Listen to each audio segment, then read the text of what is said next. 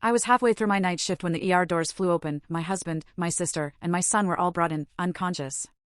My heart dropped. I ran toward them, but a doctor quickly stepped in front of me. "You can't see them yet," he said softly. My hands were trembling as I asked, "Why? What happened?" He lowered his eyes, took a deep breath, and whispered, "The police will explain everything once they get here." My world?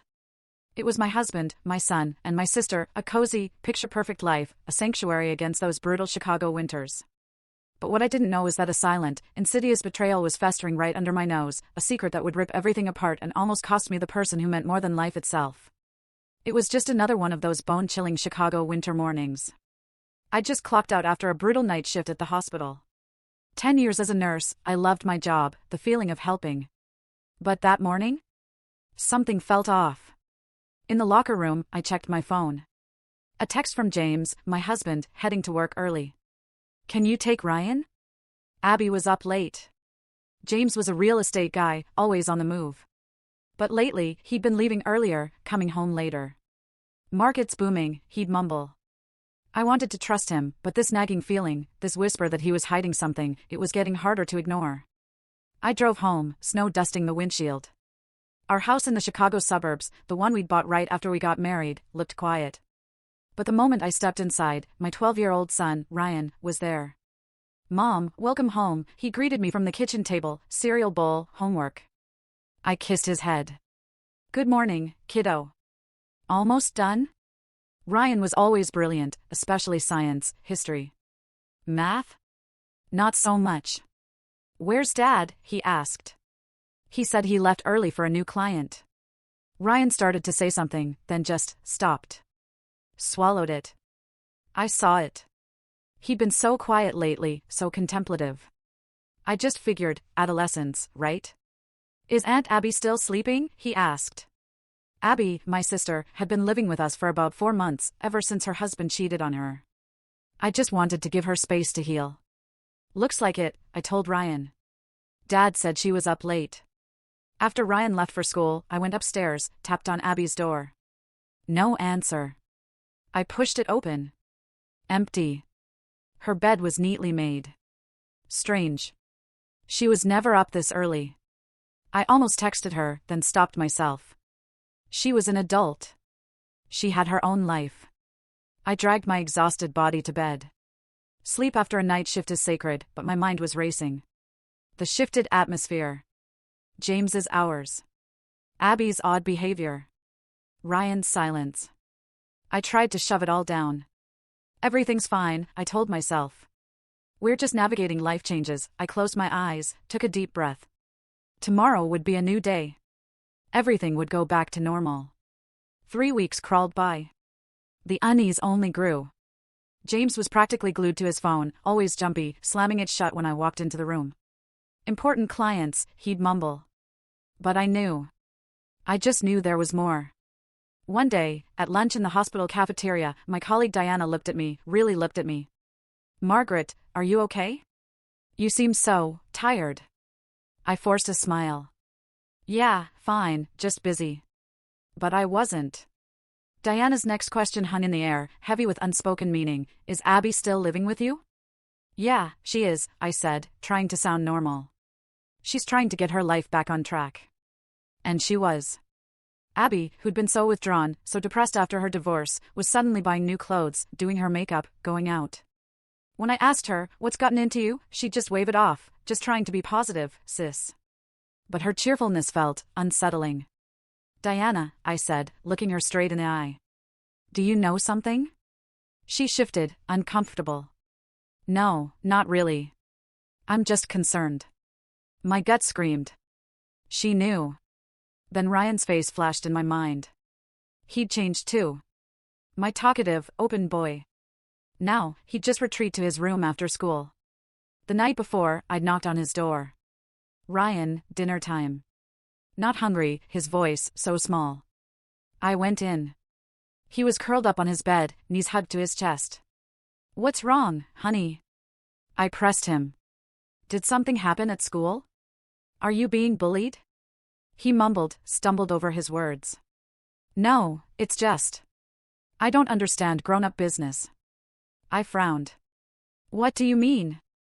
He just went completely silent. Diana's voice pulled me back to the cafeteria. The doctors have noticed changes in you, too, Margaret. You're usually so sharp, but yesterday you almost mixed up a patient's meds. My face burned. She was right. I'd almost made a dangerous mistake.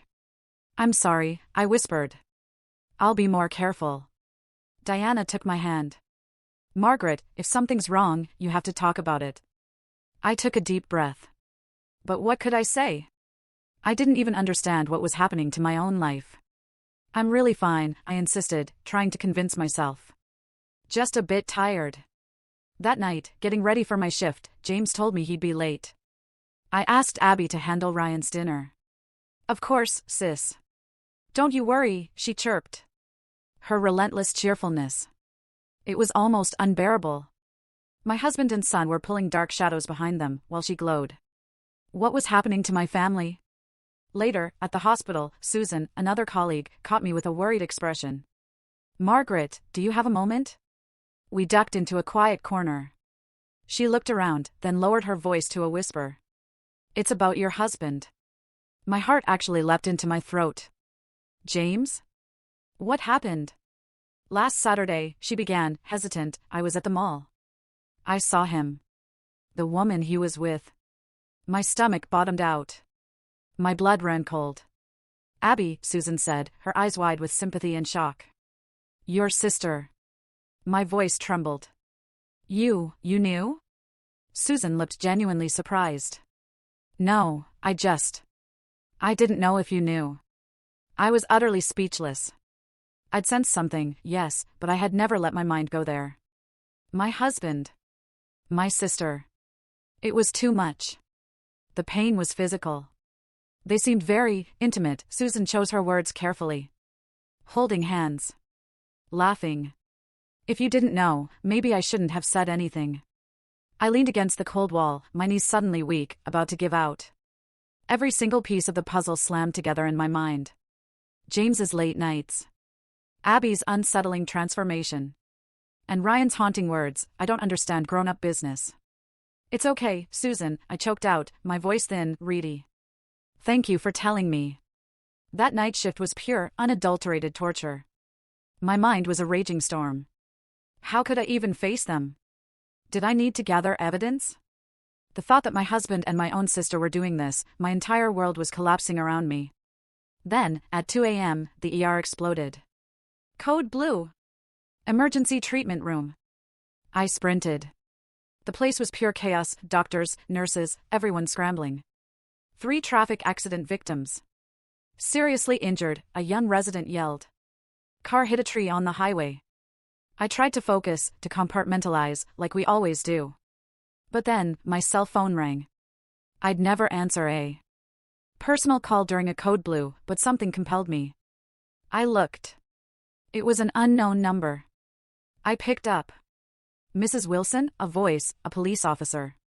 Your husband, sister, and son have been in an accident. They're being transported to the hospital now. My world stopped. Everything went silent. Here, my own hospital? I hung up, my legs suddenly like jelly, barely able to hold me. I stumbled back towards the ER. I pushed open the double doors. The room was a whirlwind of tense voices, blaring machine alarms. Where are they? I screamed, my voice raw. Susan, my colleague, rushed to me, grabbing my arm. Margaret, where's my family? Susan's face hardened. She led me to the back of the treatment room. 3 stretchers. Bodies covered with white sheets, hooked up to IVs and monitors. I approached, one agonizing step at a time, a violent tremor shaking my entire body. On the first bed, James. His face lacerated, arm bent at an unnatural angle. Next, Abby. Her beautiful face swollen, a gaping wound on her forehead. And on the last bed, my precious son, Ryan. His small body looked so fragile, a bandage wrapped around his head. All 3 unconscious. James. Abby. Ryan. I cried, trying to lunge forward. But Dr. Carter, our chief physician, gently but firmly blocked me. Margaret, please, calm down. Your family, it's better not to see them just yet. Why? I croaked, my voice a strangled whisper. How are they? Dr. Carter bowed his head. We'll explain everything when the police arrive. Police? My blood rushed to my head. Why police? Wasn't it just an accident? Just then, the double doors swung open again. 2 uniformed officers stepped in. Mrs. Wilson, I'm Detective Johnson. This is my partner, Detective Lee. May we talk to you for a moment? Detective Johnson asked, his voice quiet, serious. I nodded slowly, my eyes still glued to the 3 motionless figures. Susan put an arm around my shoulders and guided me to a small, quiet interview room. Dr. Carter and the detectives followed. In the room, Detective Johnson began. Mrs. Wilson, I'm very sorry to say this, but there are suspicious aspects to tonight's accident. According to witness statements, there was a heated argument in the car just before the crash. The car began to swerve, then slammed into a tree by the roadside. An argument? Between whom? We don't know exactly yet, Detective Johnson said, choosing his words carefully. However, your husband's smartphone was found at the scene. The screen displayed a message. Detective Lee pulled James's phone out of an evidence bag. No passcode. The message app was open, a message to Abby, tonight let's tell Margaret everything. We can't keep hiding it now that Ryan knows it will only destroy his heart if we continue like this. I was speechless. My blood roared in my ears. Every single piece clicked. James's late nights. My sister's sudden glow. Ryan's quiet misery. Before my very eyes, their secret, my family's secret, was laid completely bare. James, and my sister? I choked out the words, barely able to breathe. Detective Johnson nodded, his expression grim. Our investigation shows that your husband and sister were having an intimate relationship. And it appears your son witnessed it. We believe they were trying to have a discussion tonight. My world didn't just crumble, it shattered. Strength evaporated from my body, and I collapsed into the nearest chair. The betrayal. The raw, gut-wrenching weight of the secret my innocent son had been carrying. Their condition? I finally managed to ask, the words barely a whisper. Dr. Carter stepped forward. They're all stable. However, there was impact to their brains, and they're currently in comas. Your son in particular had a strong impact to his head. The next 24 hours are critical. I squeezed my eyes shut, hot tears streaming down my face. My son.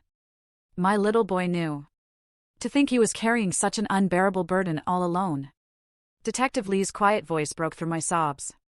This was found in your son's backpack. She held out a folded piece of paper. I took it, my trembling fingers unfolding it. It was a page from a diary, written in Ryan's childish handwriting. Today I saw Dad and Aunt Abby kissing in the kitchen. I don't know how to tell Mom. Dad asked me, this is grown-up business, please don't tell Mom, but I hate lying. I hate to see Mom sad. What should I do? I clutched that paper to my chest, sobbing uncontrollably. My heart was ripped in two. Fierce worry for my injured loved ones, yes, but also a blinding rage at their betrayal. But the most agonizing pain of all? My son's suffering.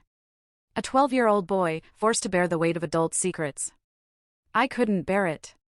Let me see them, I pleaded, my vision blurred by tears. Dr. Carter hesitated. Margaret, will you be able to see their condition calmly? I'm a nurse, I said, my voice suddenly firm, resolute. And they're my family. Even if they betrayed me. Dr. Carter nodded quietly and led me back to the treatment room. I went straight to Ryan's bed. I took his small hand, gently squeezed it. Mommy's here, Ryan. Please wake up. Please, I whispered. You were so brave, but you don't have to carry such a burden anymore. Next, I went to my sister's bed. Abby. The sister I'd been close to since childhood. My confidant. The sister who betrayed me. My heart was a warring mess of conflicting emotions. Why, Abby? I whispered. We were sisters. Finally, I stood at James's bed. 10 years of marriage. A lifetime of memories. And now, the ugly truth of his betrayal laid bare. What were our vows? I asked him, but there was no answer. I turned to Dr. Carter. Please, let me know the moment they wake up. Especially Ryan. I should be the first face he sees. A week later, Ryan was still in a coma. I spent every waking moment in his hospital room, just watching him. Doctors told me there were signs of recovery, little glimmers of hope, increased brainwave activity, a twitch in his tiny fingers. I'd taken leave from work, but my hospital colleagues were incredible, visiting, bringing toys and books for Ryan. Susan, especially, was my rock, always making sure I ate, forcing me to take breaks. "Get some rest," she'd say. "I'll be here." I'd just smile, exhausted. "Thank you, but I need to be here. I want to be the first face he sees when he wakes up." James and Abby had woken up 3 days earlier. They'd been moved to separate rooms, and I hadn't dared to see them. Not yet. But today, I decided. For Ryan's sake, I needed the full, unvarnished truth. "Ryan, Mommy's going out for a bit. I'll be right back." I kissed his forehead and left. Walking down that sterile hallway, my heart was a churning mess of anger, profound sadness, and above all, that deep, gut-wrenching pain of betrayal. I tried to hold on to my medical professional composure, not to be swept away by pure emotion. Just get the facts. Outside James's room, I took a deep breath. Knocked. Entered. He was lying there, face still bruised, arm in a cast. His eyes went wide when he saw me. "Margaret," he whispered, his voice thin. Abby was in the adjacent bed. The swelling on her face had gone down, but a large bruise remained. She saw me and immediately lowered her gaze. "Why?" I asked, my voice cutting, sharp, slicing through the thick silence. James and Abby exchanged a glance, then shamefully dropped their eyes. "Margaret, let me explain," James began. "At first, it was just comfort. Abby was so broken from her divorce." "Comfort?" My voice trembled, rising. "Is having an affair with my sister comfort?" Abby started to cry. "Sis, I'm so sorry. This was never the intention." "And my son found out?" I was shaking with pure rage now. "What did he see? How much do you think he was hurt?" Then, the full, sickening truth spilled out. A month ago, Ryan had come home early. He'd heard giggling from the kitchen. When he peeked in, he saw his own father and his aunt, embracing, kissing. Ryan froze. James saw him, tried to explain it away. "Son, it's grown-up business. Please don't tell Mom." From that day on, Ryan had been suffering alone. Confusion. Guilt. He loved me so much, but he was terrified that telling the truth would tear our family apart. He withdrew. Lost his appetite. Couldn't focus at school. On the day of the accident, he just couldn't bear it anymore. He told them. He was going to tell me everything. A panicked James tried to persuade him in the car, Abby with them. That heated argument, right there in the car, caused the crash. "Because of your utter selfishness," I choked out, tears finally breaking free, "my son became the victim. All he wanted was for me to know the truth." James wept openly. "I won't ask for forgiveness. But Ryan, I never meant to hurt him." "But he was hurt," I said, my voice cold, hard. "Because of you too."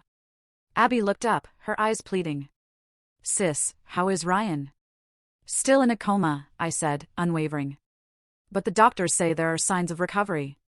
A suffocating silence filled the room. "Anything from the police?"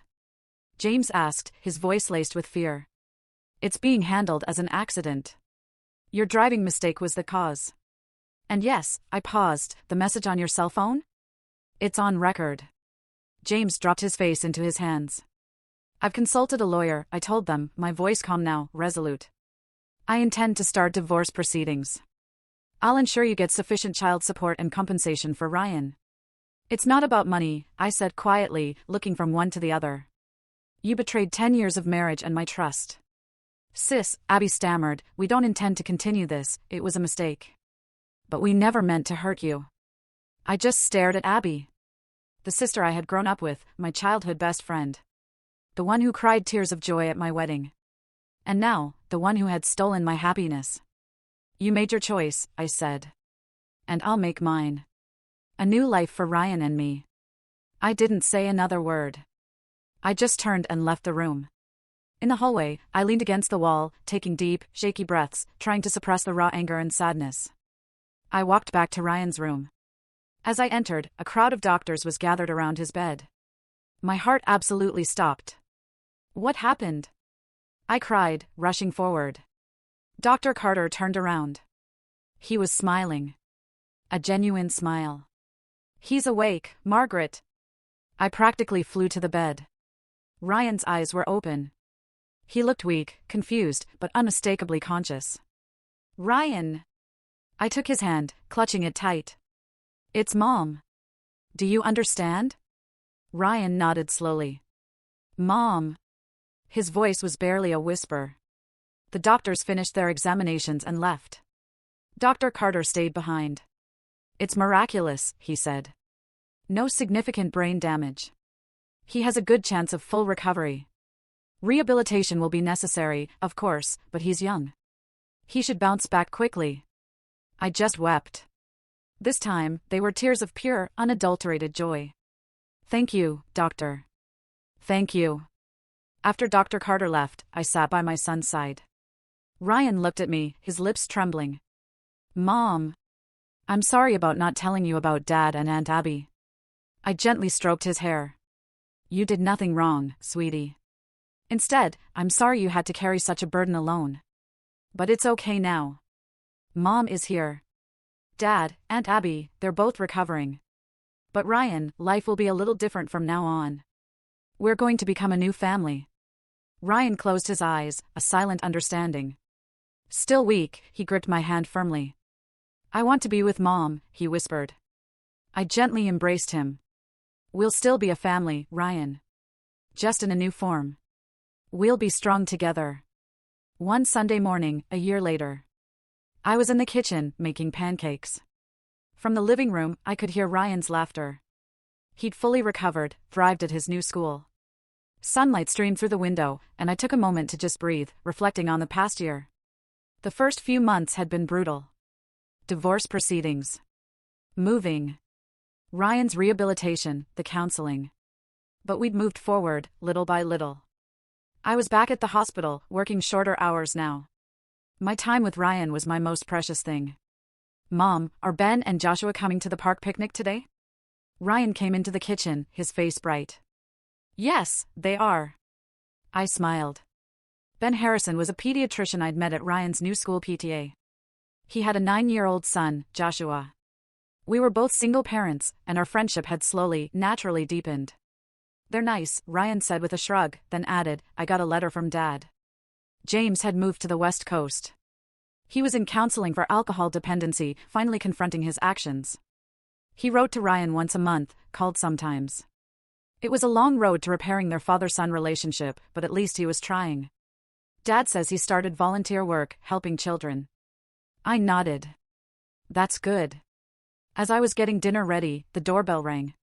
I opened it to find Abby standing there, holding a small bouquet of flowers.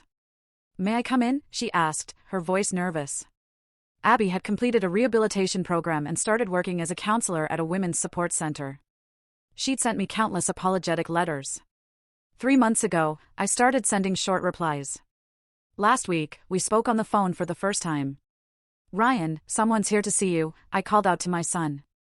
Ryan hesitated for a moment, then, surprisingly, rushed to Abby and gave her a light hug. How have you been? How's school? Abby asked, her voice soft. I went back to the kitchen to make coffee. Repairing the sisterly relationship? It wasn't easy. But we were trying. All of us. I was even surprised at myself. What once seemed unforgivable now felt possible. It wasn't weakness, I realized. It was strength. That night, after Ryan was finally asleep, I opened my diary. Asterisk today Abby came to the house. Something I couldn't have imagined a year ago. The wounds haven't completely healed, but we're moving forward. Life sometimes takes unexpected directions, but what matters, I think, is whether you have the courage to stand up after the storm. Asterisk I looked out the window. A new moon floated silently in the Chicago sky. The night was quiet, somehow peaceful. Tomorrow was a new day, and Ryan and I, together, we would overcome whatever days might come. Every ending is also a new beginning. I etched that thought into my heart as I turned off the lights.